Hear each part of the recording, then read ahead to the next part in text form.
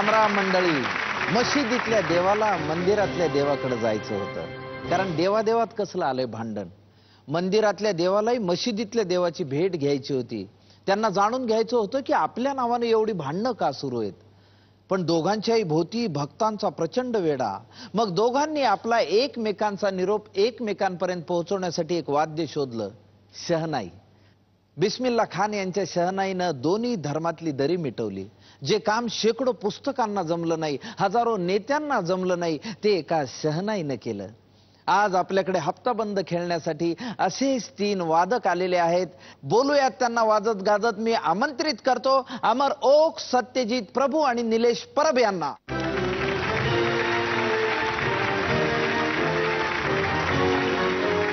नमस्कार. तिघांचंही हप्ता बंद मध्ये मनापासून स्वागत. आज आपण हप्ता बंदचा एक मस्त खेळ खेळणार. या 3ही अतिशय सुप्रसिद्ध अशा वादकांबरोबर घे दमन राऊंडला मी सुरुवात करतोय. मी आधी खेळणार आहे अमर ओक साहेबांबरोबर. बासरीत प्राण ओतत तिची अविरत तपश्चर्या करणाऱ्या महाराष्ट्राचा प्रसिद्ध बासरीवादक अमर ओकचा हा सुरेल प्रवास. वडिलांनी स्वतःसाठी लावलेल्या बासरी क्लासेसला जात अमरची बासरीची पहिली ओळख झाली आणि त्यानंतर सुरू झाली खडतर तपश्चर्या आपल्यातला हरिप्रसाद शोधण्याची. सूरताल, सारेगमप यासह जगभर होणाऱ्या कार्यक्रमातून आपल्या बासरीची मोहिनी रसिकांवर टाकणाऱ्या या कम्प्युटर सायन्स ग्रॅज्युएटनं चांगल्या जॉब्स पुढेही बासरीलाच पसंती दिली. बासरीला आपलं सर्वस्व बहाल करणाऱ्या महाराष्ट्राच्या या लाडक्या बासरी वादकाला त्याच्या भावी सुरेल प्रवासासाठी झी मराठी हप्ता बंदच्या शुभेच्छा. बायकोने आग्रह केला तर कोणतं गाणं वाजवाल? म्हणजे अशी वेळ आली आहे कधी? अगदी खरं सांगायचं तर अशी वेळ आलेली नाहीये. बरं, पण तिने समजा विचारलंच तर एक गाणं डोक्यात नक्की आहे. Yes. मग आम्हाला वाजवून दाखव ना आमच्या सर्व प्रेक्षकांसाठी.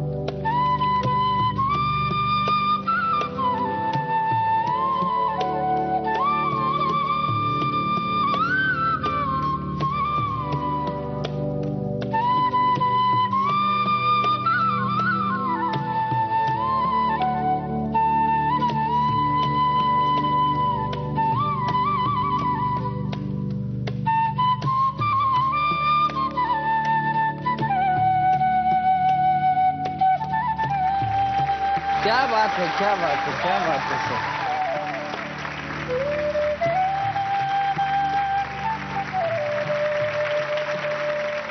बासरीची आवड कशी निर्माण झाली? ऍक्च्युली बासरी कुठलंही वाद्य निवडाची अक्कल नव्हती. बरं तेव्हा हे वाद्य माझ्या हातामध्ये आलं. माझे वडील बासरीच्या क्लासला जायचे. बरं. आणि घरामध्ये जशी इतर खेळणी होती त्याप्रमाणेच कदाचित मी ते वाद्य हातात घेऊन वाजवलं होतं थोडं. तर त्यांना असं वाटलं की आपल्या मुलाला आपल्याबरोबर घेऊन जावं क्लासला. तर त्यांनी मग मला क्लासला न्यायला सुरुवात केली. पुढे काही कारणाने त्यांचं कंटिन्यू झालं नाही, पण त्यांनी मला मात्र त्या क्लासला कंटिन्यू ठेवलं आणि तेव्हापासून हे वाद्य. क्या बात है, क्या बात है.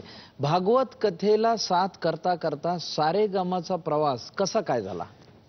किशोरजी व्यास आहेत, मुकुंद महाराज जाटदेवळेकर आहेत, त्यांच्याबरोबर मी कथेला साथ संगत करायला जायचो. त्यानिमित्ताने कृष्णचरित्र किंवा सगळेच दशावतार आणि एकूणच भक्तीचं वर्णन, त्या मुरलीचं वर्णन, असं सगळं त्या अनुषंगाने इतकं सुंदर ऐकायला मिळालं. मग आम्हाला बासरीच्या आध्यात्मिक महत्वाविषयी सांगा ना काय. त्याच्यामध्ये ऐकलेली जी गोष्ट आहे ती फार सुंदर आहे. ती म्हणजे त्या मुरलीची वैशिष्ट्य स्वतः मुरलीनेच गोपींना सांगितलीत. गोपी अशी तक्रार करतात किंवा त्यांचं असं म्हणणं असतं की तू असं काय पुण्य केलंयस तू त्या कृष्णाच्या जवळ सारखी असतेस. बर. तर ती मुरली म्हणते की मी काही गोष्टी केल्या ज्याच्यामुळे मी सतत भगवंताच्या जवळ असते.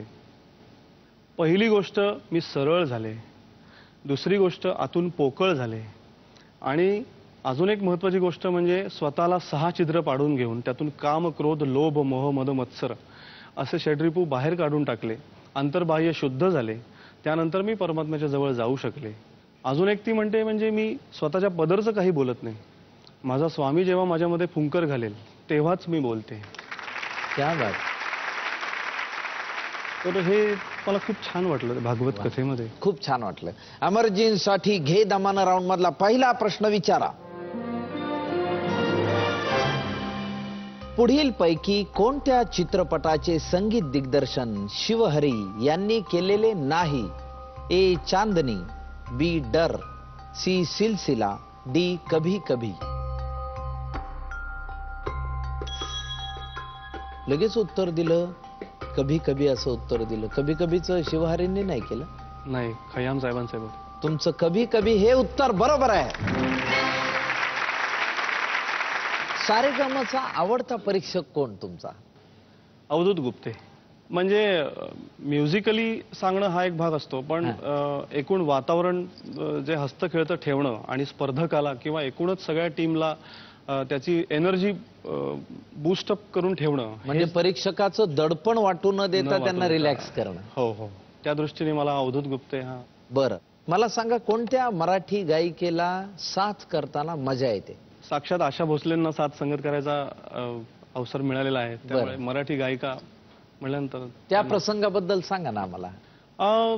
तो रिहर्सल पासूनच सगळा प्रसंग अतिशय सुंदर आहे, कारण विदाऊट रिहर्सल कुठलाही परफॉर्मन्स द्यायचा नाही. हे जे जुन्या लोकांचं आधीपासूनचा जो प्रघात आहे तो या निमित्ताने बघायला मिळाला. काहीही झालं तरी 2 रिहर्सल्स आयदर त्यांच्या घरी किंवा जिकडे असतील 2 रिहर्सल्स सगळ्या टीम बरोबर झाल्याशिवाय त्या स्वतः स्टेजवर येत नाहीत. क्या बात आहे. अमरजी, घे दमाना राऊंड मध्ये तुमच्यासाठीचा दुसरा प्रश्न. सवाई गंधर्व संगीतोत्सव कोणत्या वर्षी सुरू करण्यात आला? ए 1953, बी 1958, सी 1963, डी 1968.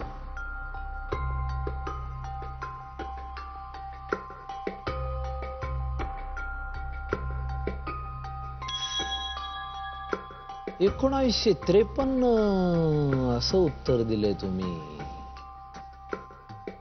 हो, आणि हे उत्तर बरोबर आहे. 1952 साली सवाई गंधर्वांचं दुःखद निधन झालं आणि 1953 पासून सवाई गंधर्व महोत्सव पुण्यामध्ये सुरू झाला. क्या बात आहे. 2 प्रश्न बरोबर. सारेगामा हा शो नसता तर? नाही, सारेगामा मुळे सगळ्या वादकांना, आम्हाला जे लोकांनी भरभरून प्रेम केलं त्याबद्दल झी मराठीचे खरोखर मनापासून आभार मानतो मी. डेफिनेटली. बासरीवर वाजवायला अवघड गाणं कोणतं हो? गाणं म्हणण्यापेक्षा मी असं म्हणू शकतो की भैरवी हा राग जो आहे तो बासरीवरती वाजवायला कठीण आहे. कठीण आहे, कारण त्याच्यामध्ये ऋषभ, गंधार, दैवत, निषाद सगळे स्वर कोमल येतात आणि बासरीमध्ये कोमल स्वर काढणं कठीण असतं. त्याला असं बटन नाही की हे बटन दाबलं की तो सूर वाजला. त्याला तेवढंच ते उघडावं लागतं, अर्ध छिद्र उघडावं लागतं प्रत्येक सुराला. आणि इथे 4 स्वर कोमल आहेत, मध्यम सुद्धा अर्ध छिद्र उघडून काढावं लागतं. तर तो अख्खा राग सादर करायचा समजा अर्धा तास किंवा जे काय असेल तर ते वाजवणं खूप कठीण आहे. मग भैरवीचं एखादा आम्हाला काहीतरी ऐकवा ना, शिवधनुष्य पेलून दाखवा ना ते.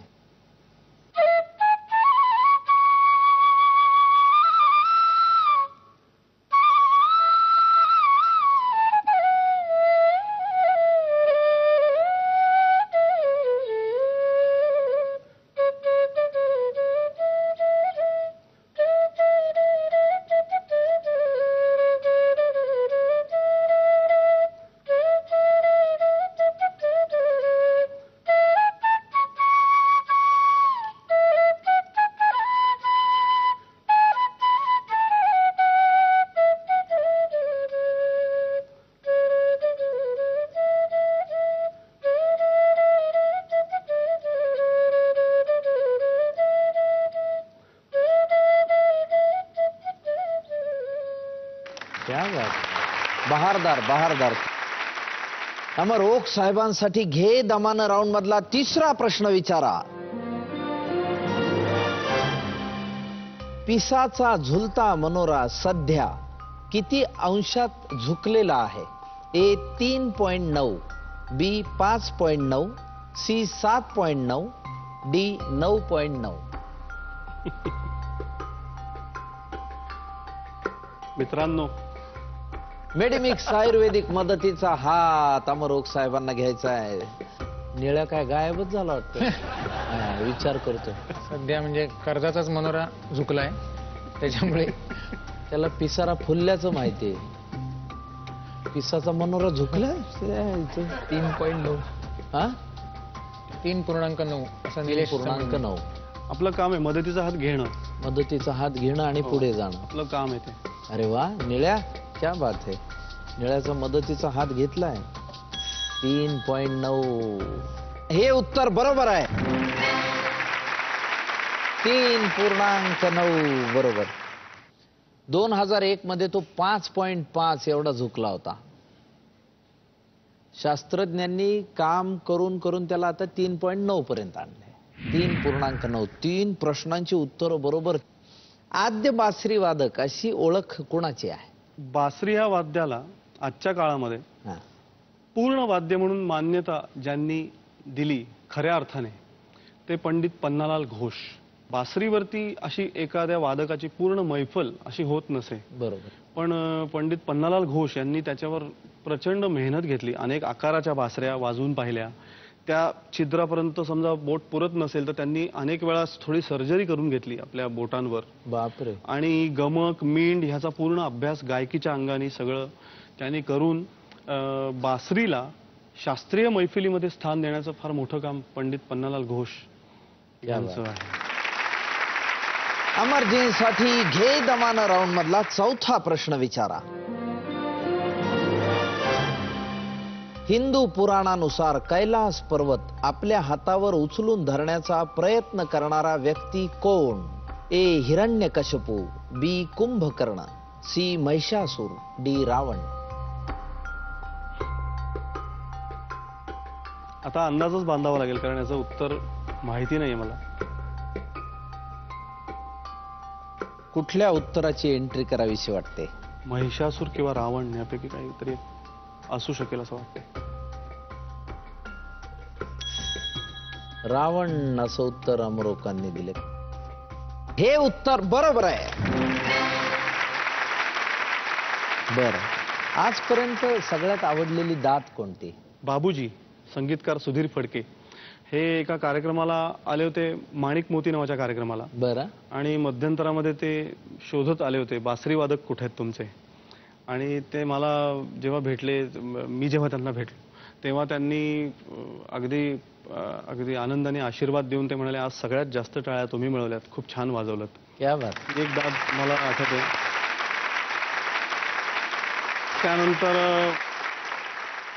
पंडित हृदयनाथ मंगेशकर यांचा पुण्यामध्ये एक हृदयोत्सव नावाने एक 3 दिवसाचा महोत्सव होता. त्यातल्या एका गाण्याला हृदयनाथ मंगेशकरांनी माईक अगदी जवळ घेऊन ते स्वतः स्टेजवर येऊन त्यांनी सांगितलं. दुसऱ्या दिवशीचा हा प्रसंग आहे की कालपासून मला एक गोष्ट सांगायची राहून जाते की अमरोक खरोखर चांगली बासरी वाजवत आहेत कालपासून. क्या बात. तर हा एक प्रसंग माझ्या लक्षात क्या आला. बात, क्या बात. अमर ओक साहेबांसाठीचा घे दमानं राऊंड मधला शेवटचा प्रश्न विचारा. कोणत्या महाविद्यालयात भारताचे 2 पंतप्रधान शिकले? A Fergusson college Pune, B Wilson college Mumbai, C Saint Stephen's Delhi, D Saint Xavier's Mumbai.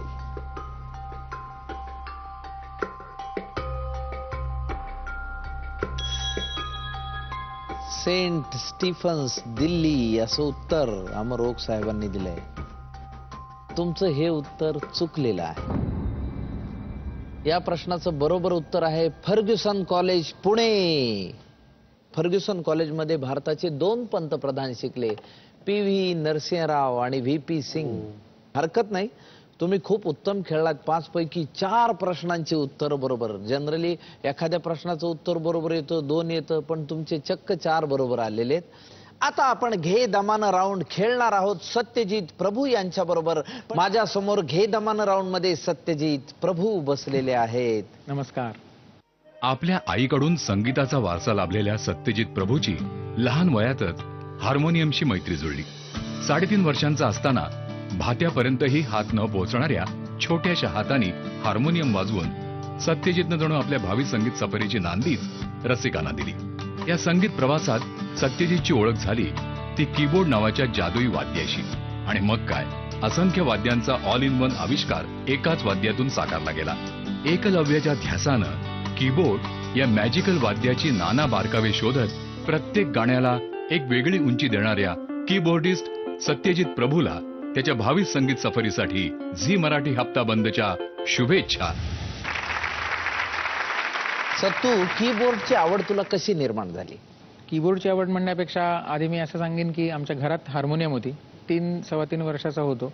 कायम ते काहीतरी असं एक उत्सुकता असायची की हे कसं वाजेल, काय वाजेल. पण घरच्यांना वाटायचं की हा काहीतरी मोडेल, एवढं चांगलं वाद्य ह्याच्या हातात आता कसं काय द्यायचं.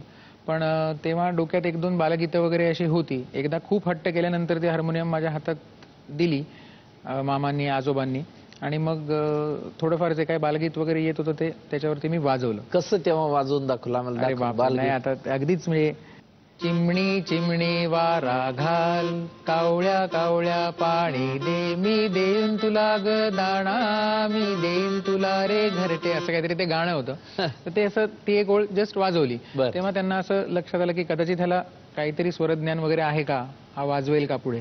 तेव्हापासून आवड निर्माण झाली. कीबोर्ड खूप नंतर आलं. बरं, घे दमानं राऊंड मध्ये सत्यजित प्रभूंसाठी पहिला प्रश्न विचारा. AR रहमान यांचं पूर्ण नाव काय? A. Amir Rahim Rahman, B. Abdul Rafiq Rahman, C. Ahmad Rafiq Rahman, D. Allah रखा रहमान.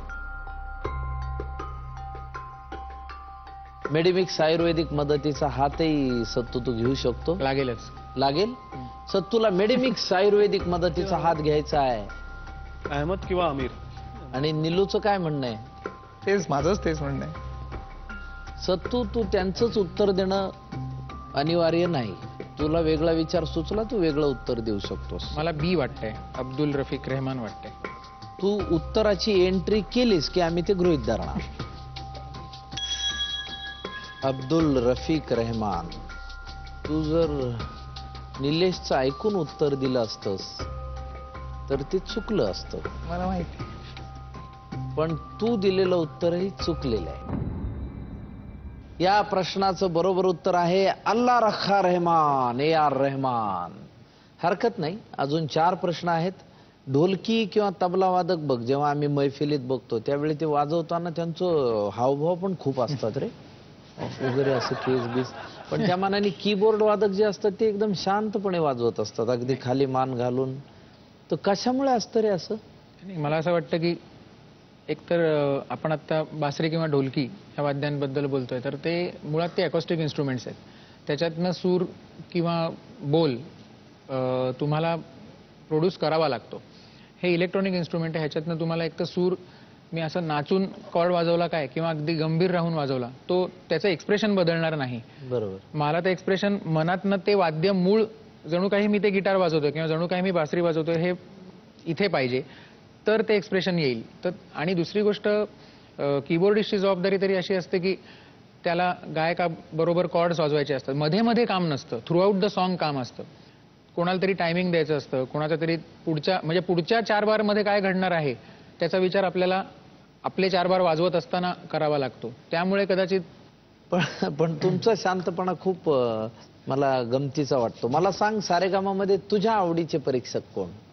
ऑब्व्हियसली अवधूत गुप्ते. सारेगामांच्या चाहत्यांचा काय अनुभव आहे सध्या? आम्हाला रिॲक्शन्स अशा आहेत की इतक्या मोठ्या प्रमाणावरती जेव्हा 2006 मध्ये हे पर्व एखादं आयडिया सारेगमप सुरू झालं तेव्हा कुठचंही गाणं असू देत, वादक नुसतं आम्ही दिसतो म्हणून नाही, पण ते गाणं कसं ऐकावं हे थोडंसं ह्या वाहिनीमुळे कळायला लागलं लोकांना.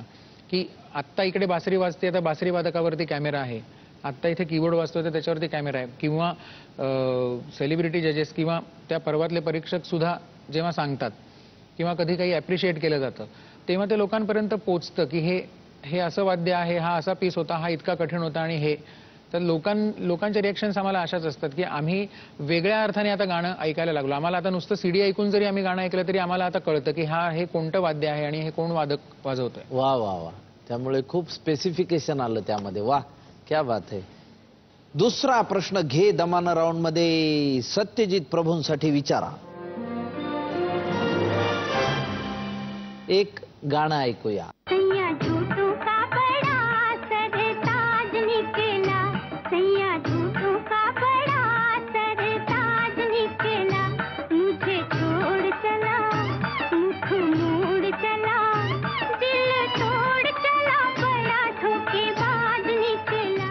या गाण्याचे संगीतकार कोण? A Madan Mohan, B C Ramchandra, C Salil Chaudhary, D Vasant Desai. Vasant Desai असं उत्तर तू चटकन दिलंयस. तुला खात्री आहे या उत्तराची? हो, हे उत्तर बरोबर आहे. वसंत देसाईंनी संगीतबद्ध केलेलं हे गाणं आहे. बरं मला सांग, कीबोर्डवर वाजवायला अवघड गाणं कोणतं आहे? बरीच गाणी अवघड आहेत, पण जास्तीत जास्त म्युझिकल इन्स्ट्रुमेंट्स असलेली जी गाणी असतात ती इथे वाजवताना थोडासा कस लागतो, कारण एकानंतर एक वाद्य येत जातं. उदाहरणार्थ कुठलं? उदाहरणार्थ ए जिंदगी गले लगा ले किंवा आ जाने जा, असा बेभाना हवारा, अशी काही गाणी आहेत. मग यातलं आम्हाला एक वाजवून दाखव.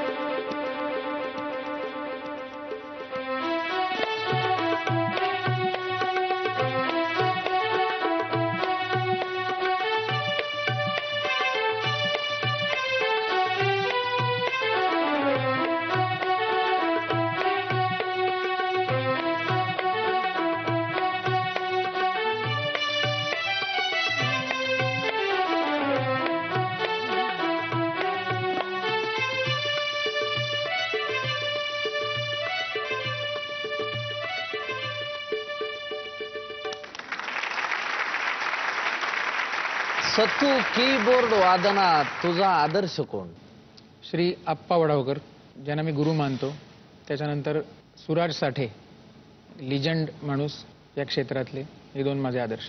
बर, घे दमान राऊंड मध्ये तुझ्यासाठीचा तिसरा प्रश्न विचारा.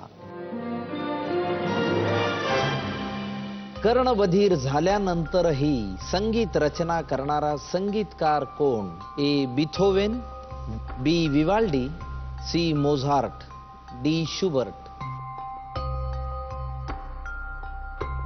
बिथोवेन किंवा मोझार्ट मध्ये कन्फ्युजन आहे. डोळे मिटून असं शांत विचार करून योग्य उत्तराची एंट्री करून टाक. बिथोवेन. का वाटलं असं?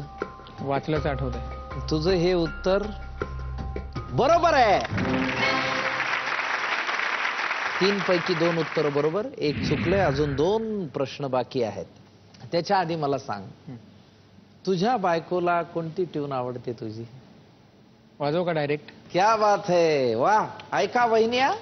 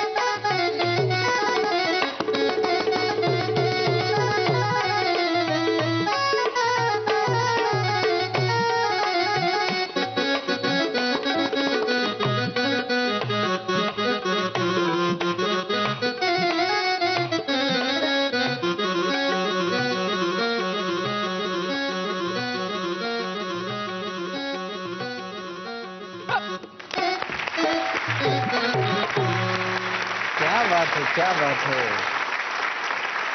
मला सांग, सारेगमा हा शो नसता तर खूप खूप ठिकाणी आम्ही कार्यक्रम केले, पण इकडे हा कार्यक्रम जर नसता तर तुमचं प्रत्येक चांगली आणि वाईट प्रत्येक गोष्ट जी लगेच लोकांपर्यंत पोहोचते ती कदाचित पोचली नसती असं वाटतं. असं वाटतं. क्या बात आहे. सत्तू, तुझ्यासाठीचा चौथा प्रश्न घे दमानं राऊंड मध्ये विचारा.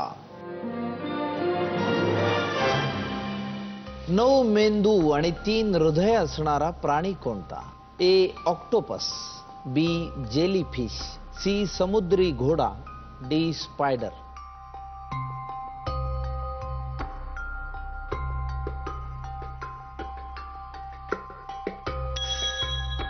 ऑक्टोपस असं उत्तर तू दिलं. का दिलंस ऑक्टोपस?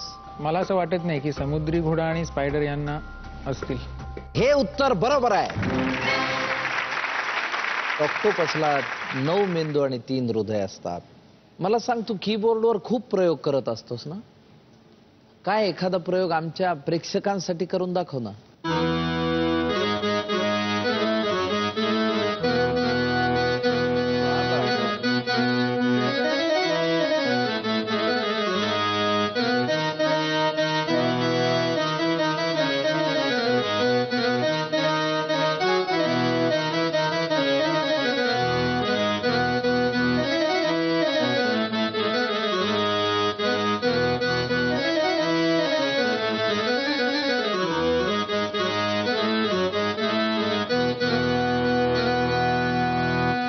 क्या बात है, क्या बात. असे विविध प्रकारचे 25 अकॉस्टिक इन्स्ट्रुमेंट्सचे टोन त्याच्या कीबोर्डवर स्वतः डेव्हलप केलेत. क्या बात.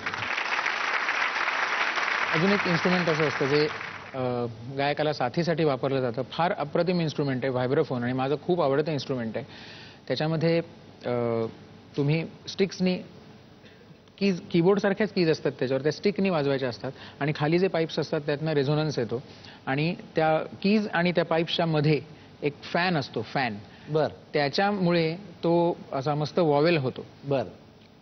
तर हा सगळा प्रकार तुम्हाला ह्याच्यात करायचा असेल तर मजा पण येते, पण खूप कस पण लागतो. तर आधी कंपनीचा साऊंड आपण ऐकूया. Company sound. म्हणजे साधारण किलबिल मध्ये जसं बॅकग्राऊंड वाजतं तसं साधारण,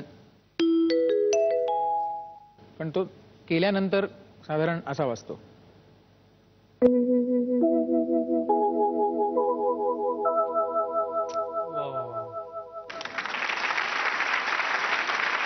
शेवटचा प्रश्न घे दमानं राऊंड मध्ये सत्यजित प्रभूंसाठी विचारा. खालीलपैकी कोणत्या देशात घटस्फोटाचा कायदा नाही? A Iraq, B Brazil, C Philippines, D Uganda.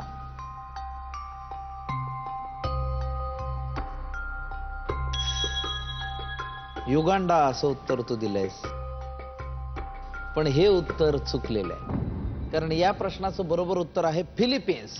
Philippines मध्ये घटस्फोटाचा कायदा नाही.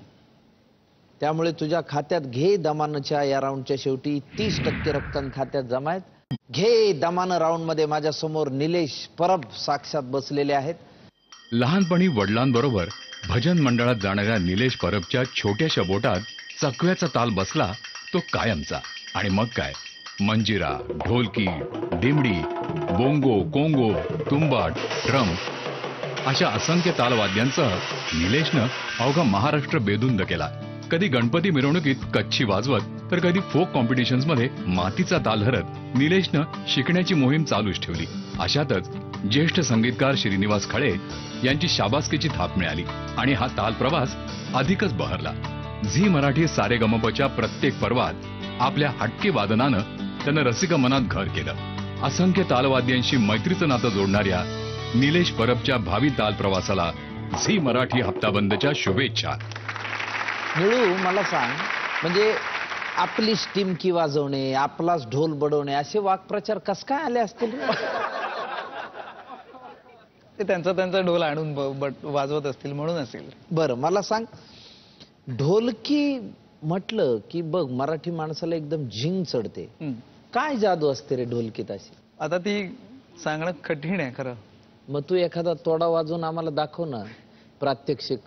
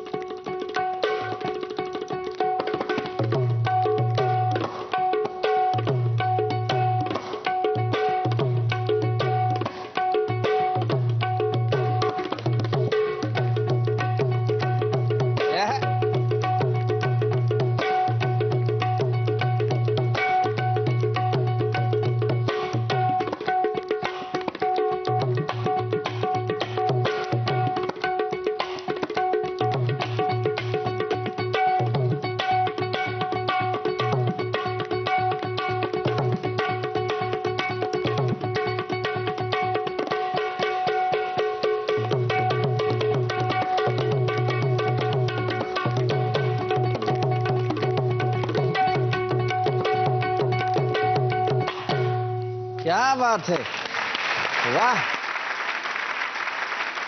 निळ्या, तुझ्या ढोलकी बरोबर तुझं हास्यही खूप प्रसिद्ध आहे. तू सदैव असाच हसरा राहो अशी माझी फार मनापासूनची Thank you. इच्छा आहे. घे दमान राऊंड मध्ये तुझ्यासाठीचा पहिला प्रश्न विचारा. विशाल शेखर मधील विशाल हे कोणत्या बँडशी संबंधित होते? ए इंडियन ओशन, बी Aryans, C पेंटेग्रॅम, D euphoria.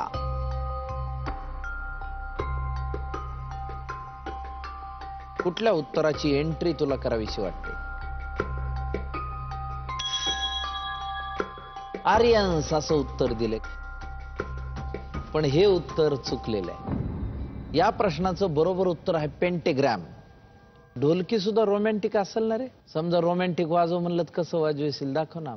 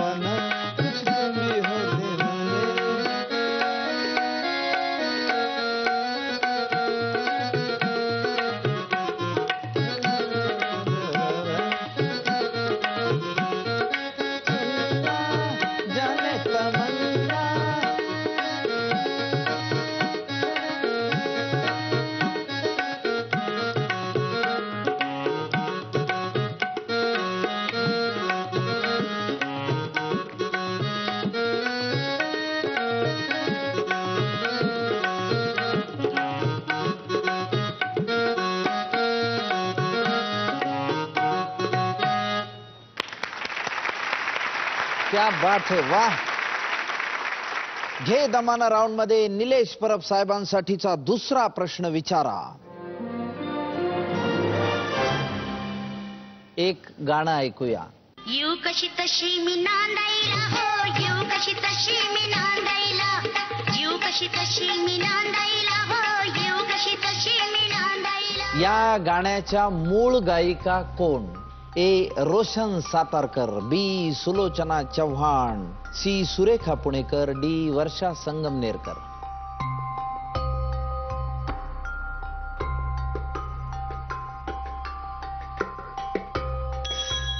Roshan सातारकर, आणि उत्तर बरोबर आहे. रोशनताईंनी प्रचंड गाजवलेलं गाणं येऊ तशी कशी मी नांदायला. क्या बात आहे. मला सांग निळ्या, ढोलकीला फक्त फड आणि लावणीचा शिक्का बसल्यामुळे फायदा झालाय की नुकसान झालंय रे? फायदा आणि नुकसानाचा मुद्दा नाही, ते आधी फडात आणि लावणी वाजवत असल्यामुळे एकतर, आणि पूर्वीच्या काळी फड आणि लावणी तसं जरा मागे थोडं ते दर्जा तसा बघितला जायचा ना. माझ्या कर्मधर्म संयोगाने सारेगम प मुळे आमचं सगळ्यांचं नाव झालं, त्यात माझं ढोलकीमुळे नाव झालं. हा, त्यामुळे कदाचित असेल, पण मी दिसतोय म्हणून. पण खरं कृष्णा घोटकर, विजय चव्हाण, राजाभाऊ जामसांडेकर हे जे मातब्बर. जुने मातब्बर ज्यांनी चोली के पीछे वगैरे सगळं वाजवलेलं आहे ना, हे लोक त्याच्यावर काम करतातच आहेत. सोलोचे कार्यक्रम, त्यांच्या सोलोच्या सीडीज हे चालू आहे. बरं निळ्या, तुला वाद्यांची खूप आवड आहे, तू एक वाद्य पण बनवलंयस, कोणतं रे? ते आपला डमरू असतो बगलबच्चा, हा, ते आपलं पारंपरिक वाद्य आहे बरोबर. खरं तर. त्याचं साईज लहान असतो, साधारण 10 इंची असतात. ते मला ते थोडं लो साऊंड हवा होता, बर बेस पण पाहिजे होता मला, आणि बेसला बेंड पाहिजे होता. म्हणजे दुम हा जो एक ती मिंड असते, ती मिंड मला हवी होती. आणि मला दोन्ही हात फ्री हवे होते. या 2 गोष्टी मला त्यात हव्या होत्या. त्यामुळे मी ते 12 इंचाचं बनवलं, जेवढा आपला कच्ची ढोल असतो. तर तेवढं खोड मी बनवलं डमरूच्या आकाराचं.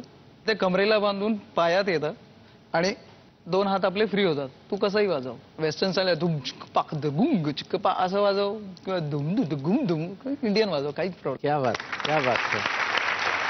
घे दमाना राऊंड मध्ये पुढचा प्रश्न तुझ्यासाठीचा विचारा. खालीलपैकी कोणते वाद्य भारतीय मुळाचे नाही? ए चौंडक, बी पखवाज, सी संवादिनी म्हणजे हार्मोनियम, डी तुणतुण. संवादिनी, हार्मोनियम हे उत्तर दिलंयस तू. भारतीय मूळ नाहीये. कुठल्या मुळाचं आहे हे वाद्य? फ्रान्स. फ्रान्स. तुझं उत्तर बरोबर आहे. 20% रक्कम तुझ्या खात्यात आहे. लाईव्ह शो संपल्यानंतर तरुणी कुणाला भेटायला येतात रे? म्हणजे बासरी वादक, ढोलकी वादक की कीबोर्ड वादकांना? बासरी वादक आणि ढोलकी वादक. जास्त तरुणी कुणाला? बासरी वादक तर आधीच.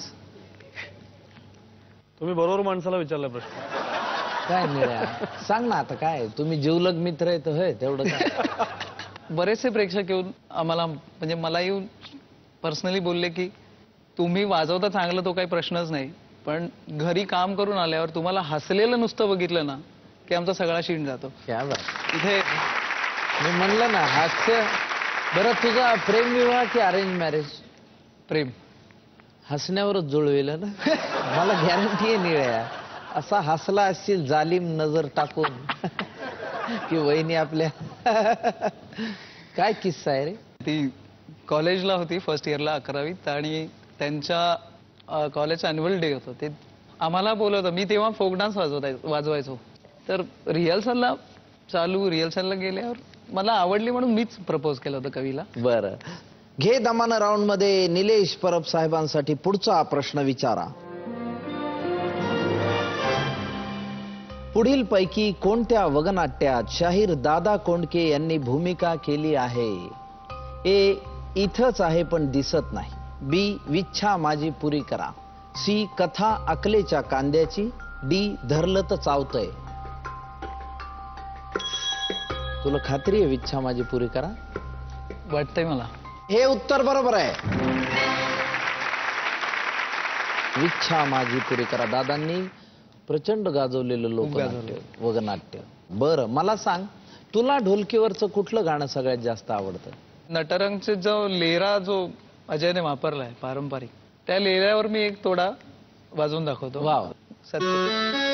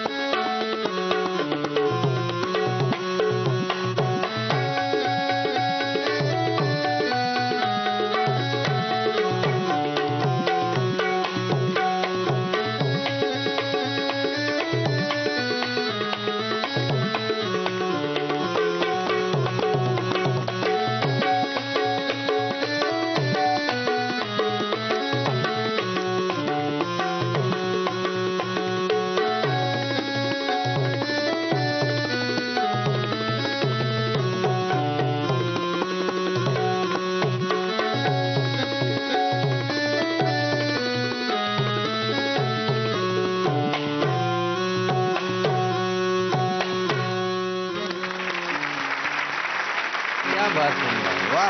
5वा प्रश्न घे दमानं राऊंड मध्ये निलेश परब साहेबांसाठी विचारा. कोणत्या प्रसिद्ध भारतीय व्यक्तीने बीटल्स या ग्रुपमधील जॉर्ज हॅरिसन या वादकाबरोबर एकत्रित अल्बम केला? ए. पंडित भीमसेन जोशी, बी. बिस्मिल्ला खां, सी. पन्नालाल घोष, डी. रविशंकर. मदतीचा हात घेणं. मेडिमिक्स आयुर्वेदिक मदतीचा हात निलेश परब साहेब घेत आहेत. मला पंडित रविशंकर वाटतंय. मलाही तेच आलं. कुठल्या उत्तराची एंट्री करावीशी वाटते? पंडित रविशंकर. तुझं हे उत्तर बरोबर आहे. 5 पैकी 4 उत्तर निलेश परब बरोबर. दे दणादण राऊंड मध्ये पोहोचलेले अमर ओक आणि निलेश परब. या ठिकाणी आपल्याला निरोप द्यावा लागताय सत्यजित प्रभू यांना.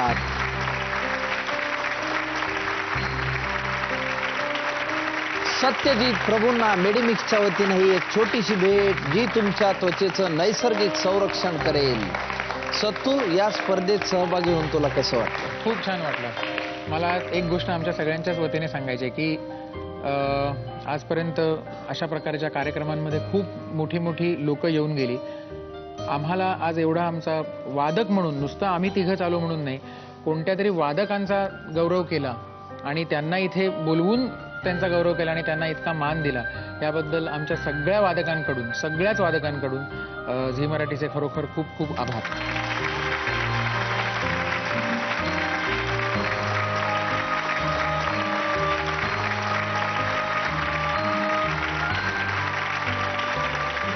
तीन जिवलग मित्रांपैकी 2 जिवलग मित्र दे दणादण राऊंड मध्ये पोहोचलेत. दे दणादण राऊंड मध्ये काय होणार याची उत्सुकता तुमच्यासारखीच मलाही आहे. निलेश परब, अमर ओक समोरासमोर उभे जिवलग मित्र 2. या दोघांनाही आता मी 5 प्रश्न विचारील. तुम्ही दोघे तयार आहात? पहिला प्रश्न दे दणादण राऊंड मध्ये दोघांसाठीचा विचारा. क्रिकेटच्या सामन्यात किती बेल्स असतात? ए 2, बी 3, सी 4, डी 6. दोघांनीही 4 असं उत्तर दिलंय. दोघांचंही उत्तर बरोबर आहे. पण 10% रक्कम जमा झाली. अमर ओक साहेबांच्या खात्यात ते पोहोचले 50%वर. निलेश परबांच्या खात्यात काही फरक नाही. दे दणादण राऊंड मध्ये दोघांसाठीचा पुढचा प्रश्न विचारा. उस्ताद अमजद अली खां कोणते वाद्य वाजवण्यासाठी प्रसिद्ध आहेत? ए बासुरी, बी शहनाई, सी संतूर, डी सरोद. दोघांनी सरोद असं उत्तर दिलंय. दोघांचंही उत्तर बरोबर आहे. पण पुन्हा 10% रक्कम जमा झाली. अमर ओक यांच्या खात्यात 60% जमा. निळा स्पीड वाढव ना. ढोलकी तर वाजवतो कडा कडा कडा. बाकी स्लो आहे. इथे कर ना मग टप्पा टप्पा. तिसरा प्रश्न दे दणादण राऊंड मध्ये दोघांसाठीचा विचारा. थर या नावाचे वाळवंट किती देशात विस्तृत आहे? ए 1, बी 2, सी 3, डी 4. निलेश परब साहेबांनी उत्तर दिले 3. अमर ओक साहेबांनी उत्तर दिले 2. यातलं अमर ओक साहेबांचं उत्तर बरोबर आहे 2. पण निलेश परब यांचं उत्तर चुकल्यामुळे त्यांच्या खात्यातनं 10% वजा. पण अमर ओक साहेबांच्या खात्यात काही फरक पडलेला नाही. ते आहेत 60%वर, निलेश परब 30%वर. थरचे वाळवंट भारत आणि पाकिस्तान या 2 देशांमध्ये आहे. चौथा प्रश्न दे दणादण राऊंड मधला विचारा. हिंदू पुराणानुसार कोणाचे मूळ नाव रत्नाकर आहे? ए द्रोणाचार्य, बी कर्ण, सी मेघनाद, डी वाल्मिक. कर्ण असं उत्तर निलेश परब साहेबांनी दिलंय. अमर ओक साहेबांनी वाल्मिकी असं उत्तर दिलंय. यातलं वाल्मिकी हे उत्तर बरोबर आहे. अमर ओक साहेबांच्या खात्यात 70% जमा. निलेश परब साहेबांच्या खात्यात 20%. 5वा प्रश्न दे दणादण राऊंड मध्ये दोघांसाठीचा विचारा. सगळ्यात कमी लोकसंख्या असलेला खंड कोणता? A Australia, B Antarctica, C दक्षिण अमेरिका, डी युरोप. दोघांनी उत्तर दिलंय. अमरोख साहेबांनी ऑस्ट्रेलिया असं उत्तर दिलंय. निलेश परब साहेबांनी युरोप असं उत्तर दिलंय आणि दोघांचंही उत्तर चुकलेलं आहे. या प्रश्नाचं बरोबर उत्तर आहे अंटार्क्टिका. अंटार्क्टिका खंडात कमी लोकसंख्या आहे. 60% रक्कम अमरोख साहेबांच्या खात्यात, 10% रक्कम निलेश परब साहेबांच्या खात्यात. याचा अर्थ आजचे विजेते आहेत अमरोख. निलेश परब साहेबांना आपल्याला इथनं निरोप द्यावा लागतोय.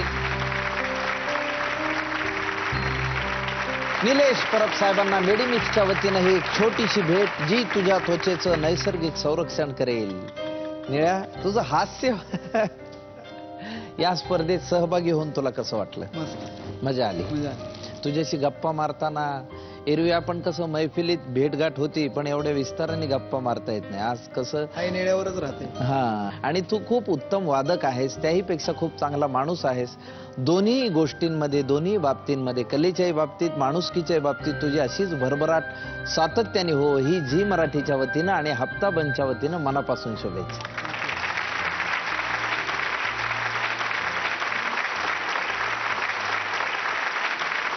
आता अमरोख साहेब, आता कसं वाटतंय? टेन्शन आहे काय? नाही, खूप छान वाटतंय. एक राऊंड आहे अजून. हो, हो, तरी पण मला टेन्शन नाही. एक राऊंड बाकी आहे. त्या राऊंडचं नाव आहे दे धक्का. तुम्हाला दे धक्का हा राऊंड खेळायचा आहे. खेळायचंय. अमरोख साहेबांना दे धक्का राऊंड खेळायचा आहे. अमरोख साहेबांना भेटूया दे धक्का राऊंड मध्ये.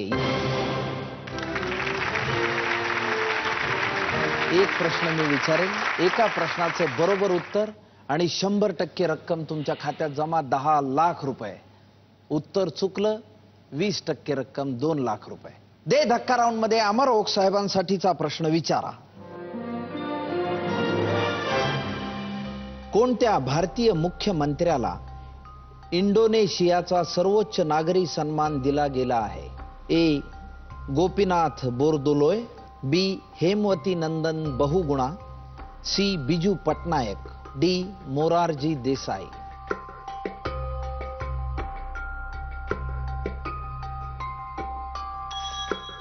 अमरोख साहेबांनी गोपीनाथ बोरदोलोय हे उत्तर दिलंय. अंदाजे दिलं.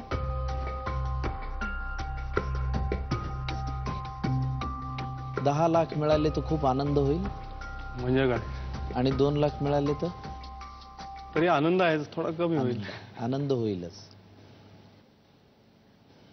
अमरोख साहेब, तुमचं हे उत्तर चुकलेलं आहे. या प्रश्नाचं बरोबर उत्तर आहे बिजू पटनायक. बिजू पटनायक हे फायटर पायलट होते. बिजू पटनायकांनी इंडोनेशियाच्या पंतप्रधानांना एका कटातनं वाचवलं, त्यासाठी हा पुरस्कार त्यांना देण्यात आलेला आहे. हरकत नाही. 2 लाख रुपये तुम्ही इथून जिंकून चाललेला आहात. खूप खूप अभिनंदन अमरोख साहेब. अमरोख साहेबांना हप्ता बंचच्या वतीनं 2 लाख रुपयांचा धनादेश. आम्ही आभारी आहोत आमचे बँकिंग पार्टनर पीएमसी बँकेचे. पीएमसी बँक ही सामाजिक जागरूकता असलेली बँक आहे.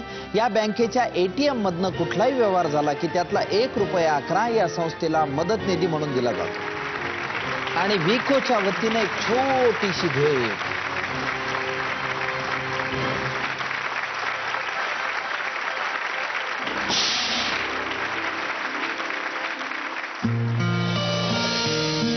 Turmeric in shaving cream base. Amrokh साहेब, झी मराठीच्या वतीनं खूप खूप शुभेच्छा. कसं वाटलं या कार्यक्रमात सहभागी होऊन? नॅचरली खूपच आनंद झाला. कारण सत्यजित मगाशी म्हणला तसं की झी मराठीने आम्हाला खऱ्या अर्थाने ओळख करून दिली, आमची ओळख लोकांमध्ये. आणि आत्तापर्यंत आम्ही नुसते आमच्या वाद्यामार्फत बोलत होतो लोकांशी. या निमित्ताने आमच्या मनातल्या भावना किंवा आम्हाला जे वाटतं ते लोकांसमोर प्रगट करण्याची आम्हाला संधी मिळाली. आणि इतका मोठा मंच आम्हाला परत एकदा तुम्ही स्वतः आमंत्रित करून बोलवलं, त्याबद्दल खरोखर मनापासून झी मराठीचे, आपले सर्व आणि सर्व टीमचे मनापासून आभार. हो मंडळी, आपल्या सगळ्यांना संगीत खूप आवडत असतं.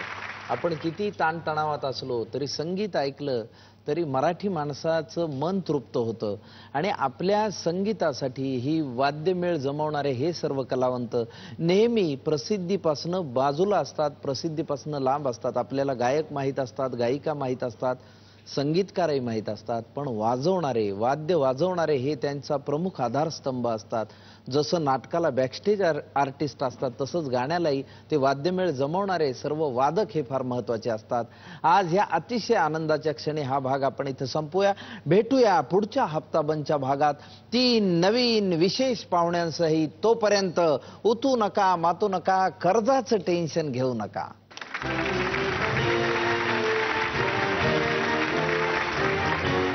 ब्लॅक बॉक्स काय असते हेच मला माहिती नाहीये. विमानाने प्रवास किती वेळा केलाय? एकदाच केला. एकदाच केलाय. तेवढ्यात विचारून घ्यायचं ना, कुठं असतो ब्लॅक बॉक्स? जवळच्या नातेवाईकाचा मृत्यू होतो, शव गावात आणून आपलं जाळलं जातं आणि मग 2-3 महिन्यानंतर मग म्हणायचं की नाही तिला मारलं होतं, तिचा खून झालाय. तर या बाबीला काही अर्थ उरत नाही. तुम्ही न्यायाची अपेक्षा करू नका. मग त्यावेळेस ती ओरडली, आई पप्पा बुडाणार म्हणजे बुडालेत म्हणून. तेवढ्यात त्यांनी मान खाली घातली आणि पाण्याचा लोंढा त्यांच्यावरून गेला. आणि ते पण माझे जे भाऊजी आहेत विजयनंदी, त्यांनी लगेच, त्यांनाही पोहता येतं, त्यांनी उडी मारली. बाकीचेही सहकारी मदतीला आले आणि त्यांचं बाहेर काढलं. परंतु त्याच वेळेला इतर जण म्हणाले किसका आदमी है चला गया.